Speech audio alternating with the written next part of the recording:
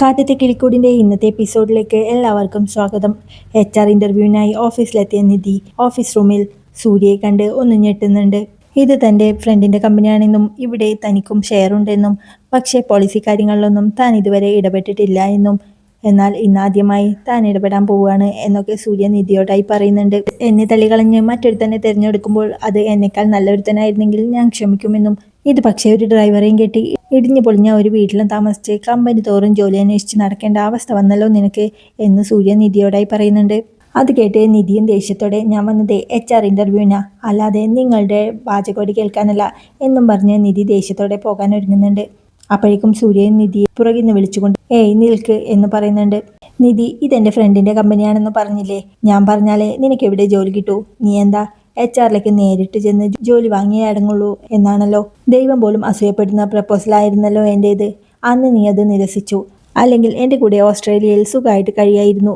Queen കണക്ക് ജീവിക്കേണ്ട പെണ്ണിൻ്റെ അവസ്ഥ നോക്ക്, ഇതിനെയാ കർമ്മ എന്ന് പറയുന്നത് എന്ന് സൂര്യ നിധിയോടായി പറയുമ്പോഴേക്കും നിധിയും ദേഷ്യത്തോടെ അവനെ ഒന്ന് നോക്കിക്കൊണ്ട് അവിടെ നിന്നും ഇറങ്ങിപ്പോകുന്നുണ്ട്. സൂര്യയും അവളെ നോക്കി പൊട്ടിച്ചിരിച്ചുകൊണ്ട് അവിടെ സീറ്റിൽ പോയി ഇരിക്കുകയാണ്. നിധി ദേഷ്യത്തോടെ റിസപ്ഷനിലേക്ക് ചെന്നുകൊണ്ട് HR കാണാനല്ലേ പറഞ്ഞയച്ചത്, പിന്നെ അവിടെ വേറെ ആരോ ആണല്ലോ ഇരിക്കുന്നത് എന്ന് ചോദിക്കുമ്പോൾ അത് ബോസിൻ്റെ ഫ്രണ്ടാണ് മാഡം, മാഡത്തിനെ കാണണമെന്ന് പറഞ്ഞുകൊണ്ട് പറഞ്ഞയച്ചതാ എന്ന് അവളും പറയുന്നുണ്ട്. അത് കേട്ട് നിധിയും അവിടെ നിന്നൊന്നും മിണ്ടാതെ ഇറങ്ങി പോകുന്നുണ്ട്.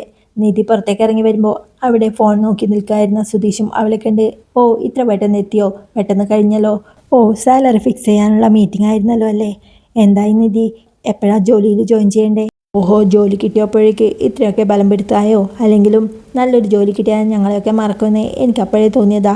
ആദ്യം മറക്കുന്നത് എന്നെയായിരിക്കും. സ്വന്തമായി ഒരു കാറൊക്കെ മേടിച്ച് ഒരു കാപ്പിയൊക്കെ കുടിച്ചുകൊണ്ട് തമ്പാനൂരിലൂടെ പോകുമ്പോൾ ഞങ്ങളെയൊക്കെ കണ്ണി പിടിക്കില്ലല്ലോ എന്നവൻ പറയുമ്പോൾ നിധിയും ദേഷ്യത്തോടെ കാറിനടുത്തേക്ക് ചെന്ന് ഡോർ വലിച്ചു തുറക്കാൻ നോക്കുന്നുണ്ട്.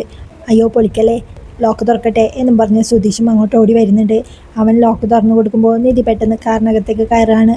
സുധീഷും എന്തോ കുഴപ്പമുണ്ടല്ലോ എന്ന സംശയത്തോടെ അവൻ്റെ സീറ്റിൽ ചെന്നിരുന്ന് എന്താ എന്തെങ്കിലും പ്രശ്നമുണ്ടോ, ജോലി കിട്ടിയില്ലേ എന്നവളോട് ചോദിക്കുമ്പോൾ ഇല്ല എന്നവളും പറയുന്നുണ്ട്. അപ്പോൾ അതും പോയി, 99.5% ചാൻസ് ഉണ്ടെന്നല്ലേ പറഞ്ഞേ, ആ 5%ലാണോ ജോലി പോയത് എന്നവൻ ചോദിക്കുമ്പോൾ അവിടെ ആ സൂര്യയുണ്ട് എന്നവളും പറയുന്നുണ്ട്. സുധീഷും അത് കേട്ട് സംശയത്തോടെ ഏത് ഓസ്ട്രേലിയൻ കങ്കാരുവോ എന്ന് ചോദിക്കുമ്പോൾ ആ അത് തന്നെ എന്ന് നിധിയും പറയുന്നുണ്ട്. അവനിവിടെ എന്ത് ചെയ്യുന്നു എന്ന് സുധീഷ് സംശയത്തോടെ ചോദിക്കുമ്പോൾ എനിക്കറിയില്ല, ഇതവൻ്റെ ഫ്രണ്ടിൻ്റെ ഓഫീസാണ് പോലും. ഞാൻ HR റൂമിലേക്ക് ചെന്ന് കയറിയപ്പോൾ അവിടെയുണ്ട് അവനിരിക്കുന്നു. എനിക്ക് തോന്നുന്നത് എനിക്കാണ് സെലക്ഷൻ കിട്ടിയത് എന്നറിഞ്ഞപ്പോൾ എന്നെ മനഃപൂർവ്വം നാണം കെടുത്താനായി അവിടെ വന്നിരുന്നതാണ്.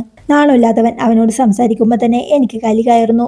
അവനെ കല്യാണം കഴിച്ച് അവൻ്റെ കൂടെ പോയിരുന്നെങ്കിൽ എനിക്കൊരു ക്യൂനായിട്ട് ജീവിക്കായിരുന്നു എന്ന്. ഇപ്പോൾ ഒരു ഡ്രൈവറെ ജോലി അന്വേഷിച്ച് നടക്കല്ലേ എന്നൊക്കെ അവൻ പറയുന്നത്. ഇതൊക്കെ എൻ്റെ കർമ്മയാണത്രേ, എനിക്കെന്തായാലും അയാൾക്കെന്താ, എനിക്കാണെങ്കിൽ അയാളെ കാണുമ്പോൾ തന്നെ കലി കയറും. ഓഫീസായോണ്ടാ, അല്ലെങ്കിൽ കിട്ടിയതെടുത്ത് അയാളുടെ തലമണ്ട ഞാൻ അടിച്ചൊടിച്ചേനെ.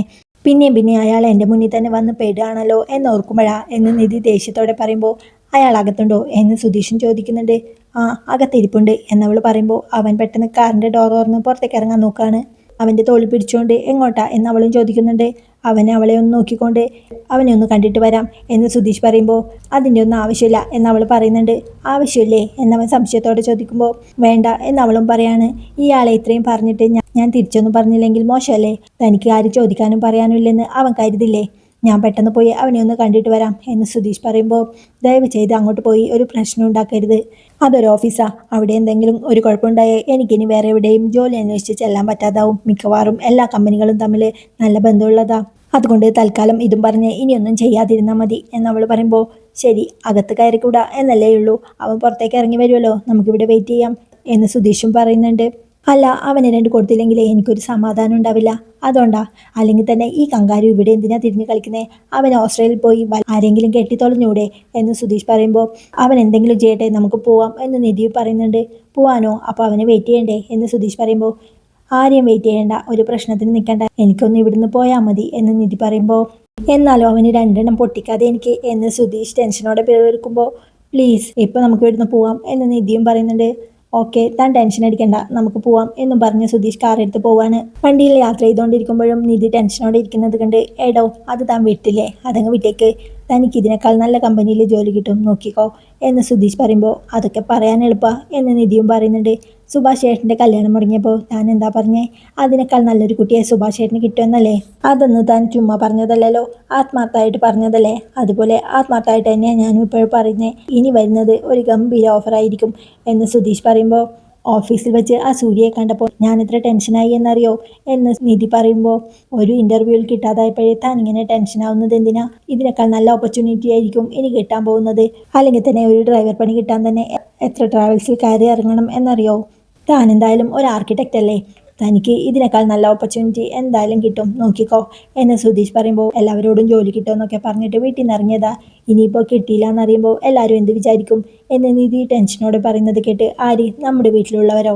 എടോ, ഞങ്ങളൊക്കെ എത്ര തോൽവിയും കഷ്ടപ്പാടും ഒക്കെ കണ്ട് വളർന്നതാണെന്നറിയോ? ഈ തോൽവിയും കഷ്ടപ്പാടൊക്കെ ഞങ്ങൾക്കൊരു പുത്തരിയല്ലാന്നേ. കോളേജിലെ ഞങ്ങളെ പഠിപ്പിച്ചൊരു മലയാളം മാഷുണ്ട്, തമ്പി മാഷ്. ആ മാഷ് പറഞ്ഞത് എന്താണെന്നറിയോ? ജയിച്ചിടം വിട്ട് പോരണം, തോറ്റിടത്തേക്ക് ചെല്ലണമെന്ന്. ആദ്യമൊക്കെ അത് കേൾക്കുമ്പോൾ എനിക്ക് നല്ല ദേഷ്യം വരുമായിരുന്നു. പിന്നീട് ജീവിതത്തിൽ ഒരുപാട് തോൽവികൾ ഉണ്ടായപ്പോഴാണ് ആ മാഷ് പറഞ്ഞതിൻ്റെ അർത്ഥം എനിക്ക് മനസ്സിലായത്. ഈ ലോകത്തെ ജയിച്ചവരെക്കാൾ കൂടുതൽ തോറ്റിട്ടുള്ളവരാ. നിധിക്ക് ഗോൾഡ് മെഡൽ കിട്ടിയപ്പോൾ അത് കിട്ടാത്തവരും തോറ്റവരുമായിട്ട് ഒരുപാട് കുട്ടികൾ ഉണ്ടായിട്ടുണ്ടാവില്ലേ? ഒരു ഓട്ടോ മത്സരം നടത്തിയാൽ ജയിച്ച ഒരാളൊഴികെ മറ്റുള്ളവരൊക്കെ തോറ്റുപോയവരല്ലേ? ജീവിതത്തെയും അത്ര സിമ്പിളായിട്ട് കാണാൻ കഴിയണം എന്ന് സുധീഷ് പറയുമ്പോൾ, അമ്പരപ്പോടെ സുധീഷിനെ തന്നെ നോക്കിയിരിക്കുകയാണ് നിധി. അത് കണ്ട് സുധീഷ് മനസ്സിൽ കൊത്തി, അതിൽ കൊത്തി. അപ്പോൾ കുറച്ച് ഫിലോസഫി അങ്ങ് തള്ളിയാൽ മതി, ആള് സെറ്റാകും. ഇനി എന്തായാലും അതങ്ങ് കംപ്ലീറ്റ് ചെയ്തേക്കാം എന്നും മനസ്സിൽ പറഞ്ഞുകൊണ്ട് അവൻ കാറിൽ നിന്ന് ഇറങ്ങാൻ പോകുന്നുണ്ട്. എങ്ങോട്ടാ എന്ന് നിധി ചോദിക്കുമ്പോൾ, ഇപ്പോൾ വരാം എന്ന് പറഞ്ഞ് അവൻ ഇറങ്ങി പോവുകയാണ്. അധികം വൈകാതെ തന്നെ സുധീഷ് ഒരു ചോക്ലേറ്റ് ബോക്സുമായി കാറിനകത്തേക്ക് കയറുന്നുണ്ട്. ദാ എന്ന് പറഞ്ഞ് അവൻ അത് അവൾക്ക് നേരെ നീട്ടുമ്പോൾ, ഇതെന്തിനാ എന്ന് അവളും ചോദിക്കുന്നുണ്ട്. ജോലി പോയതിന് എന്നവൻ പറയുമ്പോൾ, ജോലി പോയതിനും സ്വീറ്റ് ബോക്സോ എന്നവൾ ചോദിക്കുകയാണ്. അതെ, ഞാൻ അങ്ങനെയാ, പരാജയപ്പെടുമ്പോഴാ മധുരം കഴിച്ച് ആഘോഷിക്കുന്നത്. അപ്പോൾ ജയിച്ച പോലെ ഒരു ഫീൽ ഉണ്ടാവും, കൂടുതൽ ഫൈറ്റ് ചെയ്ത് മുന്നോട്ട് പോകാനുള്ള ഒരു ശക്തി ഉണ്ടാവും. So taste the sweet and continue the fight എന്ന് പറഞ്ഞുകൊണ്ട് അത് അവൾക്ക് നേരെ നീട്ടുന്നുണ്ട് അവൻ. നിധിയും ഒരു ചെറു ചിരിയോടെ അത് അവനോട് വാങ്ങാണ്. യാത്രക്കിടയിൽ അവളും അതിൽ നിന്നൊരു ചോക്ലേറ്റ് എടുത്ത് കഴിച്ച് അതിൽ നിന്നൊരു ചോക്ലേറ്റ് എടുത്ത് അവന് നീട്ടുമ്പോൾ, ഏയ് എനിക്ക് വേണ്ട, നിധി കഴിച്ചോ എന്നവൻ പറയാണ്. അപ്പോഴേക്കും അവനൊരു കോൾ വരുന്നുണ്ട്. ഹലോ തോമസ് ഏട്ടാ എന്നവൻ പറയുമ്പോൾ, നീ എവിടെയാ എന്ന് തോമസ് ഏട്ടനും ചോദിക്കുന്നുണ്ട്. ടൗണിലുണ്ട് എന്ന് സുധീഷ് പറയുമ്പോൾ, നീ എന്നാ പെട്ടെന്ന് ട്രാവൽസിലോട്ട് വാ, ഒരു കോ ഡ്രൈവർ ഡ്യൂട്ടി ഉണ്ട് എന്ന് തോമസ് ഏട്ടൻ പറയുന്നുണ്ട്. ആർക്കാ തോമസ് ഏട്ടാ എന്നവൻ ചോദിക്കുമ്പോൾ, ആ കല്യാണ സുന്ദരം എന്ന് തോമസ് ഏട്ടനും പറയുന്നുണ്ട്. അങ്ങനെയാണെങ്കിൽ ഓക്കെ, ഞാനൊരു 10 മിനിറ്റിനുള്ളിൽ എത്താം എന്ന് സുധീഷ് പറയുമ്പോൾ, ശരി എന്ന് പറഞ്ഞ് തോമസ് ഏട്ടനും കോൾ കട്ട് ചെയ്യാണ്. സുധീഷ് നിധിയോടായി, നിധി അത്യാവശ്യമായിട്ടൊരു കാര്യം ഉണ്ടായിരുന്നു, നിധി ഇവിടുന്ന് ഒരു ഓട്ടോ പിടിച്ച് പോവോ എന്നവളോട് ചോദിക്കുമ്പോൾ, അതിനെന്താ, ഞാൻ പൊക്കോളാം എന്ന് നിധിയും പറയുന്നുണ്ട്. അവൻ ഒരു ഓട്ടോ പിടിച്ച് കല്യാണ സുന്ദരൻ സാറിൻ്റെ വീട്ടിലേക്ക് പോകുന്നുണ്ട്. അവൻ ഫോൺ എടുത്ത് അയാളെ വിളിക്കുമ്പോൾ അയാളും എവിടെയോ പോകാനൊരുങ്ങി മുറ്റത്തേക്ക് ഇറങ്ങാണ്. ഹലോ, എത്ര നേരമായി വിളിച്ചിട്ട് എന്ന് സാർ ചോദിക്കുമ്പോൾ, അത് സാർ ഇവിടുന്ന് കുറച്ച് ദൂരത്തായിരുന്നു, പിന്നെ നല്ല ട്രാഫിക് ഉണ്ടായിരുന്നു, ഞാൻ ദാ ഇപ്പോൾ എത്തും എന്നവൻ പറയുമ്പോൾ, ശരി പെട്ടെന്ന് വാ എന്നും പറഞ്ഞ് അയാളും കോൾ കട്ട് ചെയ്യാണ്. അധികം വൈകാതെ അവൻ സാറിൻ്റെ വീട്ടിലെത്തുന്നുണ്ട്. സോറി സാർ, ട്രാഫിക് ആയിരുന്നു എന്നവൻ പറയുമ്പോൾ, അതൊന്നും കുഴപ്പമില്ല, പോവാം എന്ന് അയാളും പറയുന്നുണ്ട്. അവൻ പെട്ടെന്ന് അയാൾ കാറിൻ്റെ ഡോറ് തുറന്നു കൊടുത്ത് അയാൾ അകത്തേക്ക് കയറി. സാർ അകത്തേക്ക് കയറിയതിന് ശേഷം അവനും ഡ്രൈവിംഗ് സീറ്റിലേക്ക് കയറുന്നുണ്ട്. പ്രാർത്ഥനയോടെ അവൻ വണ്ടിയെടുത്ത് പോവാണ്. സാറിൻ്റെ ഡ്രൈവർ എവിടെ പോയി എന്ന് സുധീഷ് ചോദിക്കുമ്പോൾ, അവൻ്റെ പെങ്ങളുടെ കല്യാണമായതുകൊണ്ട് ഒരാഴ്ചയായിട്ട് ലീവില്ല എന്ന് സാറും പറയുന്നുണ്ട്. സാർ ഇപ്പോൾ ഓഫീസിലേക്കാണോ എന്ന് സുധീഷ് ചോദിക്കുമ്പോൾ, അതെ, തമ്പാനൂർ ഓഫീസിലേക്ക്, അതിനു മുന്നേ ഒരാളെ പിക്ക് ചെയ്യണം എന്നയാൾ പറയുമ്പോൾ, ശരിയെന്ന് സുധീഷ് സമ്മതിക്കുന്നുണ്ട്. പെട്ടെന്ന് അയാൾക്കൊരു കോൾ വരികയാണ്. ഹലോ, ഞാൻ വരുന്നുണ്ട്, എവിടെയാ? ശരി ശരി, വേണ്ട, ഞാൻ അങ്ങോട്ട് വന്നോളാം എന്ന് പറഞ്ഞ് സാർ കോൾ കട്ട് ചെയ്യാണ്. അത് കഴിഞ്ഞ് സുധീഷിനോടായി, സുധീഷെ, പോർട്ട് മരിയ ഹോട്ടലില്ലേ, അങ്ങോട്ട് ചെന്നോ, അവിടെയാണ് പുള്ളിയുള്ളത് എന്ന് സുധീഷിനോടായി പറയുന്നുണ്ട്. അപ്പോഴേക്കും അവർ ആ ഹോട്ടലിനടുത്തെത്തി കാർ പാർക്ക് ചെയ്യുന്നുണ്ട്. സാറിൻ്റെ ഫ്രണ്ടിനെ വിളിച്ച്, ഹലോ, ഞങ്ങൾ ഈ ഹോട്ടലിൻ്റെ മുറ്റത്തുണ്ട്, പുറത്തേക്ക് വരണോ എന്നും പറഞ്ഞ് വണ്ടിയുടെ നമ്പറൊക്കെ അവർക്ക് പറഞ്ഞു കൊടുക്കുന്നുണ്ട്. ഞാൻ ചെല്ലണോ സാറേ എന്ന് സുധീഷ് ചോദിക്കുമ്പോൾ, സുധീഷ് ഒന്ന് ചെന്ന് നോക്ക് എന്നവനോടായി സാർ പറയുന്നുണ്ട്. സുധീഷ് പെട്ടെന്ന് കാറിന് പുറത്തിറങ്ങി അവിടെ സാറിൻ്റെ ഫ്രണ്ടിനായി കാത്തു നിൽക്കുകയാണ്. അപ്പോഴേക്കും നിധിയുടെ അച്ഛൻ രാജീവ് അവിടെ നിന്ന് ഇറങ്ങി വരുന്നുണ്ട്. സുധീഷും ഒരു ഞെട്ടലോടെ അയാളെ നോക്കി നിൽക്കുകയാണ്. അപ്പോഴേക്കും രാജീവും അവനെ ദേഷ്യത്തോടെ നോക്കിക്കൊണ്ട് കാറിനടുത്തേക്ക് വരുന്നുണ്ട്. സുധീഷ് അല്പം സംശയത്തോടെ കാറിൻ്റെ ഡോറ് തുറന്നു കൊടുക്കുമ്പോൾ അയാൾ കാറിനകത്തേക്ക് കയറാണ്. അപ്പോഴേക്കും കല്യാണ സുന്ദര സാറും, ആ വന്നോ, വാ വാ എന്ന് പറഞ്ഞ് അയാളെ അകത്തേക്ക് വിളിക്കുകയാണ്. തന്നെ ദേഷ്യത്തോടെ നോക്കിക്കൊണ്ട് കാറിൽ കയറുന്ന രാജീവിനെ കണ്ട് സുധീഷും അല്പം സംശയത്തോടെ ഈശ്വര എന്ന് മനസ്സിൽ പറഞ്ഞുകൊണ്ട് ഡ്രൈവിംഗ് സീറ്റിലേക്ക് കയറുന്നുണ്ട്. അവൻ കാർ എടുക്കാൻ ഒരുങ്ങുമ്പോൾ ഗ്ലാസ്സിലൂടെ തന്നെ ദേഷ്യത്തോടെ നോക്കുന്ന രാജീവിനെ കണ്ട് ഈശ്വര കുടുങ്ങിയല്ലോ എന്ന് മനസ്സിൽ പറയാണ്.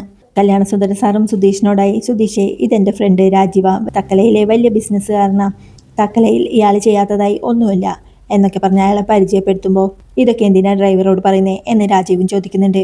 നമ്മുടെ പയ്യനാ സാറേ, എൻ്റെ ഡ്രൈവർ ഇല്ലാത്തപ്പോൾ ഞാൻ സ്ഥിരമായി വിളിക്കുന്നത് സുധീഷിനെയാ എന്ന് കല്യാണ സുന്ദരൻ സാർ പറയുമ്പോൾ, എന്നാൽ പിന്നെ നമുക്ക് പോയാലോ എന്ന് സുധീഷും ചോദിക്കുന്നുണ്ട്. ശരി പോവാം എന്ന് പറയുമ്പോൾ സുധീഷ് വണ്ടിയെടുത്ത് പോവാണ്. കാറിലിരുന്ന് അവർ രണ്ടുപേരും ബിസിനസ് കാര്യങ്ങളൊക്കെ സംസാരിക്കുന്നുണ്ട്.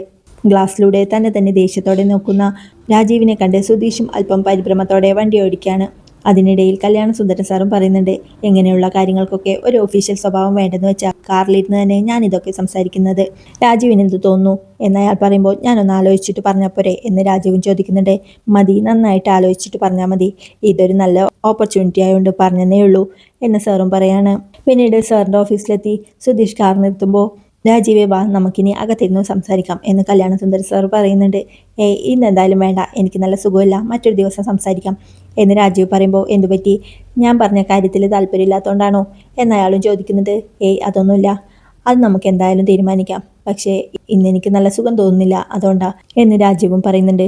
അത്രയും പറഞ്ഞ് രാജീവ് കാറിന് പുറത്തേക്ക് ഇറങ്ങാൻ ഒരുങ്ങുമ്പോൾ, എങ്ങനെയാണ് പോകുന്നത് എന്ന് സാർ ചോദിക്കുമ്പോൾ, ഒരു ടാക്സി വിളിച്ചു പോവാം എന്ന് രാജീവും പറയാണ്.